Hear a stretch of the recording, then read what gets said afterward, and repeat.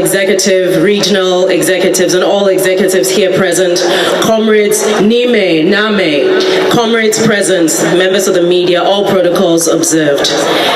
There was a conspiracy that led me to actually stand here today to speak.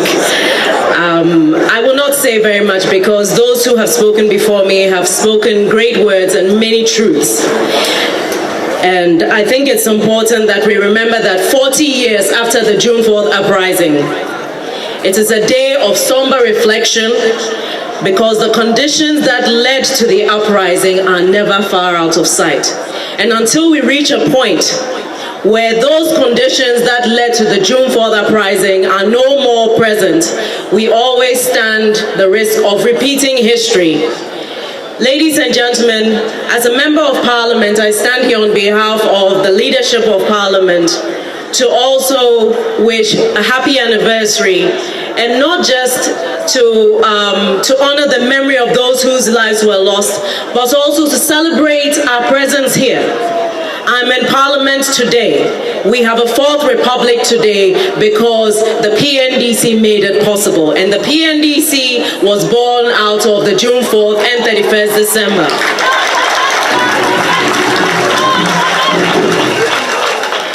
The blood that was shed on the following the 4th of June uprising must be a constant reminder of the ultimate price that others paid for values and principles to be restored.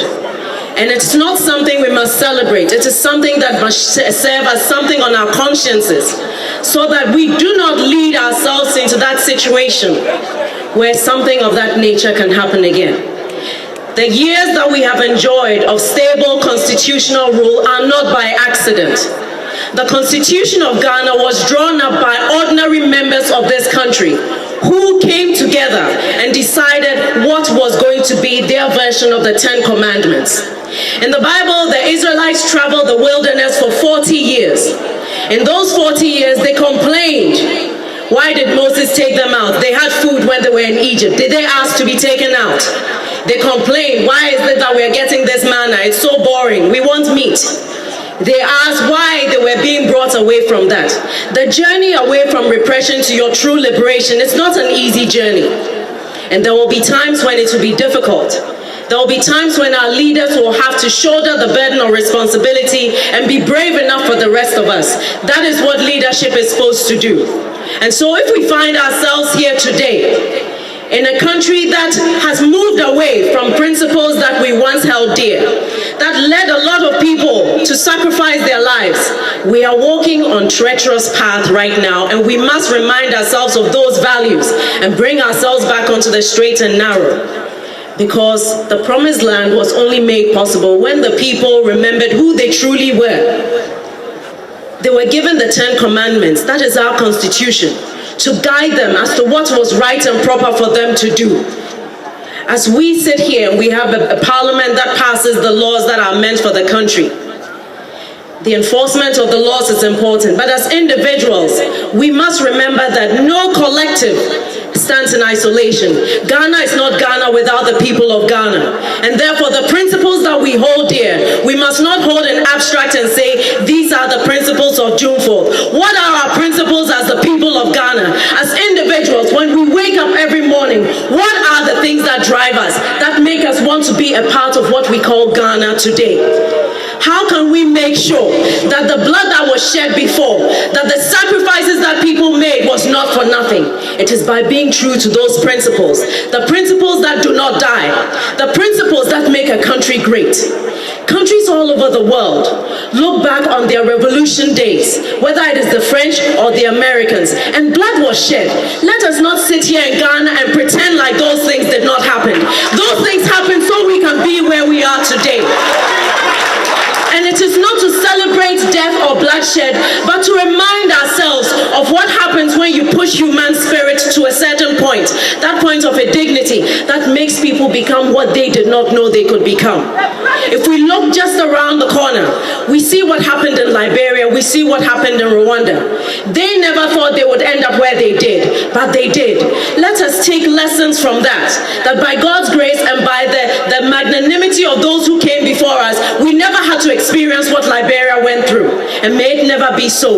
Let us kindly live by those principles. Every day, every time we go to church, to the mosques, when we pour libation, when we pray, let it not be only for the prayers that we pray to God, but also to remember how do we live up to those principles in our daily lives, because that is the only way we can make sure that Ghana moves forward in a sustainable way, that we don't have people who are living below the poverty line who can then be deceived by those who have money when it comes to time to vote. People must have a dignified experience of life. They must be able to support themselves, so that if somebody comes to them and says, if I pay you, vote for me, they will look at the person and say, I have my own money. I will vote for you if you represent what I believe in. We now have an opportunity to vote every 4 years. Let us vote on things that we know are possible. We are discerning. We know what is true and what is not. Let us be guided by those principles in our choices of members of assembly, of members of parliament, of the executive. Let us not think that it is just 4 years and it will pass. A lot can happen in 4 years. So every time we go to vote for people, let us remember these are the people we are giving the authority to do what they are meant to do on our behalf. Let's make sure our leaders are accountable. There is no such thing as our buying.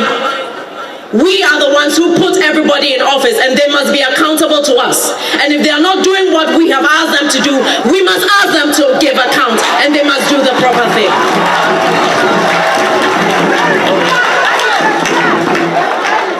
Comrades, this is a day that, like our deputy youth organizer said, we must use it to do that important soul searching and to start anew.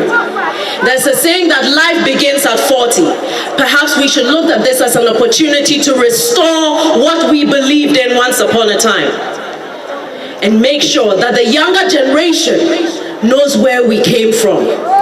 When we look at our tradition, and we have people who are elders in our traditions always telling the story of where their people came from, it is so that the generations ahead do not forget the history, do not forget where we came from. And yes, our history is not always something pleasant, and it is not always something that makes us rejoice, but it is our history, and we must not run away from the reality of where we came from in order to make sure that we build a strong path towards where we want to be, because the future is only secured when we are honest about where we've come from and where we are today. And that way we build together and we move forward as one nation and one country. God bless you all. Thank you.